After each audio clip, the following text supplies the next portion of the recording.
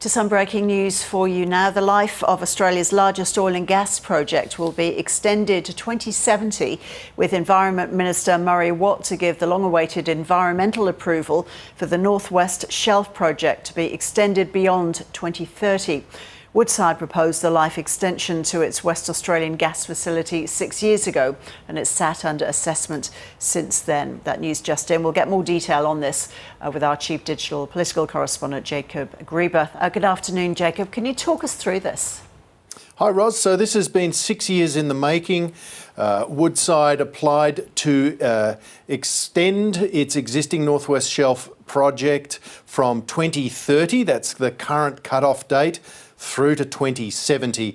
The state government in WA had approved its side of all of the requirements back in December, and it was up to the federal government. Recall the federal government postponed making a decision on this. Initially, it was going to be before the federal election. It was kicked to the end of May, and that's where we are now. And the Environment Minister, Murray Watt, has said that he's going to approve the project. He has judged its impacts, particularly on rock art around the Dampier Peninsula, as well as any emissions at the local site, so specific to that particular part of where this project is. He is not, under federal environmental law, required to consider climate impacts, the larger climate impacts, and that's one of the sensitivities around the decision today. He now has given Woodside 10 days to respond to some of the conditions he's placed on the project, and at that point he will then give the final approval 10 days from now, Ros. So that's where this very long running saga ends up. Okay, so this news has just dropped, Jacob, but any reaction yet?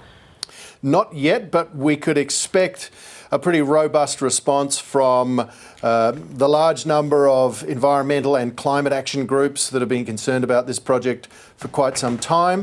On the other side, there'll be considerable support, particularly from the Prime Minister and the Premier of WA, Roger Cook, both of whom have been very supportive of the gas industry in WA and its vital importance to energy in the state, as well as industrial capacity in the state. Gas is a feedstock for a lot of industries. The other factor, and I alluded to it, will of course be that this puts fresh focus on Labor's federal environmental law proposals. They want to introduce a federal environmental protection agency. They want to streamline approvals for future projects.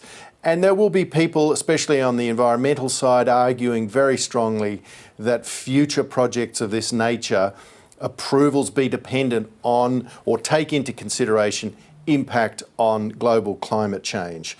Labor's response to that, no doubt, will be that Woodside will need to comply with existing law, very new law, or arrangements around the safeguard mechanism, which were put into place in the last term of the Labor government.